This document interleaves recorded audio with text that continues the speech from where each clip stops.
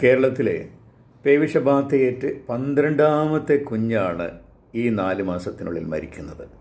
കഴിഞ്ഞ വർഷം 22 കുഞ്ഞുങ്ങൾ നമുക്ക് നഷ്ടപ്പെട്ടിരുന്നു.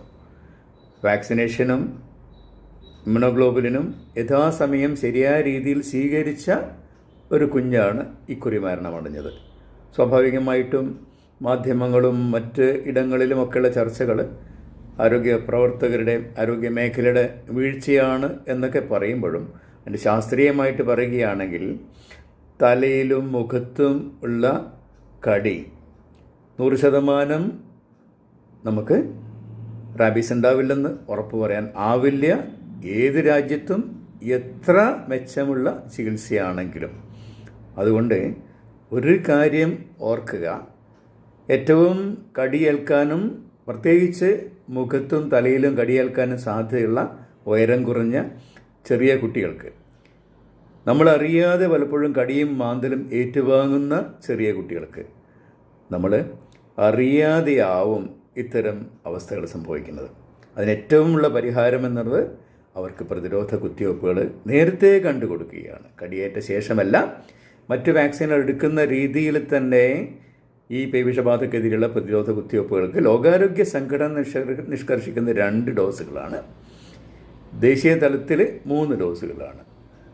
പറ്റുമെങ്കിൽ എല്ലാവരും അവനവൻ്റെ കുട്ടികൾക്ക് ഈ വാക്സിൻ കിട്ടി ഒന്ന് ഉറപ്പുവരുത്തുക. അപ്പോൾ ഏതാനും കുട്ടികളെ ഒരുമിച്ച് കൊണ്ടുപോവുകയാണെങ്കിൽ വളരെ ചെറിയ ചിലവിൽ, അതായത് 0.1 ml ഇൻട്രാഡെർമൽ ആയിട്ടും ഇതേ വാക്സിൻ സ്വീകരിക്കാവുന്നതാണ്. 1-2 കുട്ടികളാണെങ്കിൽ ഒരു ആംപ്യൂൾ മുഴുവനായിട്ട് ഒരു കുട്ടിക്ക് സ്വീകരിക്കാം.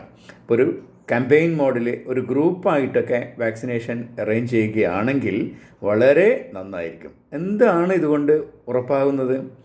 ഇത്തരം വാക്സിൻ എടുത്ത കുഞ്ഞുങ്ങൾക്ക് പിന്നീട് ഒരു കടിയേറ്റാലും മുഖത്താണെങ്കിലും തലയിലാണെങ്കിലും വേറെ ഏതെങ്കിലും ഒരു അവസ്ഥയിൽ കുറച്ച് വൈകിപ്പോയിട്ടാണ് വാക്സിനേഷൻ തീർക്കാൻ പറ്റുന്നതെങ്കിൽ പോലും മരണം സംഭവിക്കില്ല എന്ന് 100% തന്നെ ഉറപ്പുവരുത്താൻ പറ്റും. കാരണം അവർക്ക് ഈ ഇമ്മ്യൂണോഗ്ലോബുലിൻ്റെ ആവശ്യമില്ല.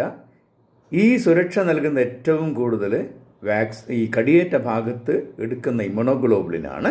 വാക്സിനും കൊണ്ട് പ്രതിരോധം ഒരാഴ്ചക്കപ്പുറമേ കിട്ടുള്ളൂ.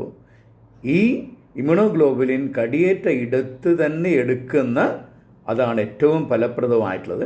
പലപ്പോഴും തലയിലും മുഖത്തും ആവുമ്പോൾ അത് ഏതെങ്കിലുമൊക്കെ വൈറസ് ന്യൂട്രലൈസ് ചെയ്യാതെ പോകുന്നു. അതാണ് ഈ ഫെയിലിയറിൻ്റെ കാരണം. അത്തരത്തിലുള്ള ഒരു അവസ്ഥ നേരത്തെ തന്നെ പ്രതിരോധ കുത്തിവയ്പ്പുകൾ എടുത്ത കുട്ടികൾക്ക് വേണ്ടി വരുന്നേ ഇല്ല. അവർക്ക് എത്ര വൈകി